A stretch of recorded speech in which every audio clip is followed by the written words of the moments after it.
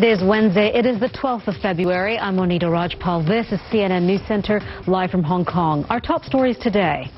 But first today, a powerful earthquake struck China this Wednesday. The U.S. Geological Survey says it happened in China's western region of Xinjiang. It says the 6.8 magnitude quake happened. The UN has resumed delivering aid to the hard-hit Syrian city of Homs. The evacuation has continued after a temporary ceasefire between government forces and the opposition. The World Food Program told CNN that some families are so desperately hungry they are eating grass. The civil war has claimed more than 100,000 lives in the past 3 years. And earlier we spoke to Rasmus Tantholdt from TV2 Denmark. He joined us from the city of Homs.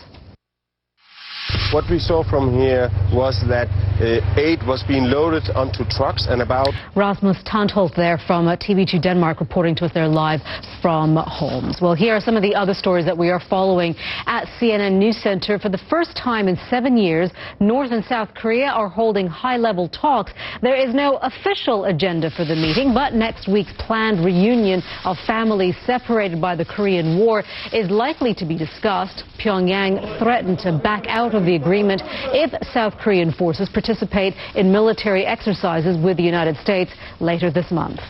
French President François Hollande heads to San Francisco today. It is the second leg of his three-day visit to the U.S. In California, he'll meet Silicon Valley executives. President Hollande attended a state dinner at the White House Wednesday night. U.S. President Barack Obama honored his guest with a tribute to Franco-American friendship.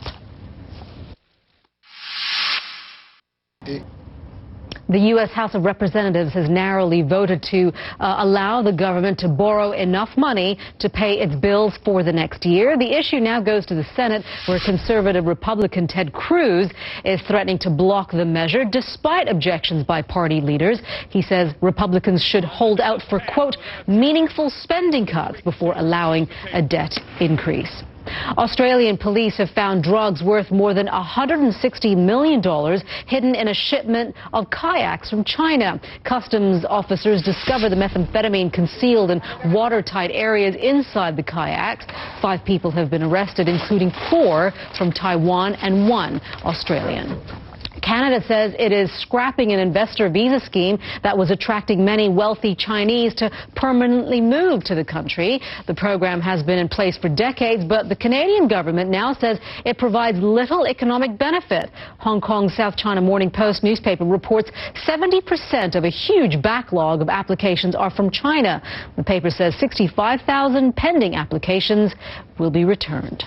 Castaway José Salvador Alvarenga is back home in his native El Salvador. The fisherman says he spent more than 13 months adrift in the Pacific Ocean. The Salvadoran government spokeswoman says he's eager to spend time in his home village with his parents and daughter. You are watching CNN News Central live from Hong Kong. The UK is preparing for a powerful storm expected to hit today. You are watching CNN News Central live from Hong Kong. I'm Monita Rajpal.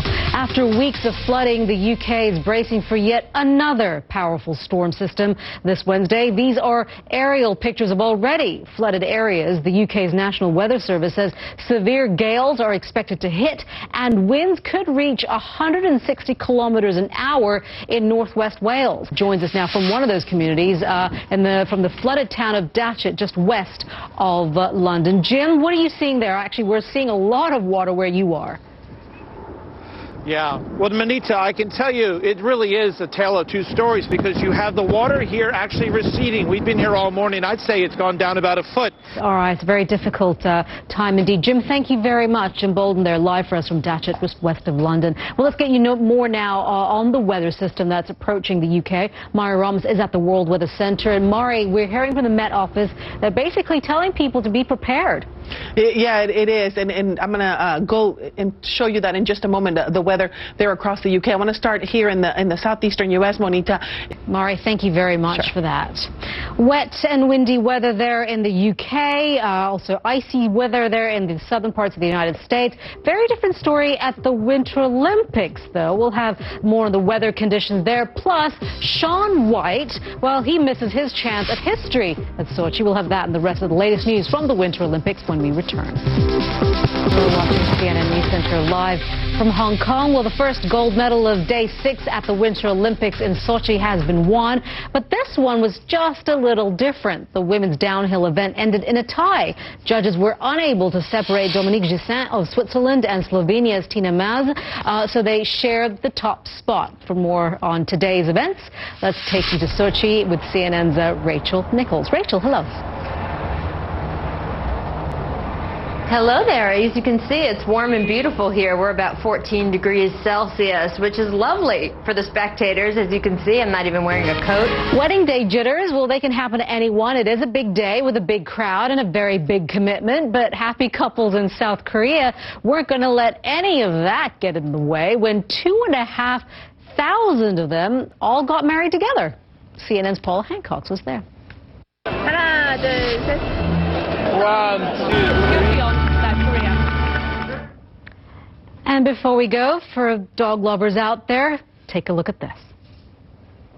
Best in show this evening is the wire fox terrier. You are watching CNN News Center. I'm Monita Rajpal live at CNN Hong Kong. Thank you for joining us. I'll update you the news headlines in just a couple of minutes.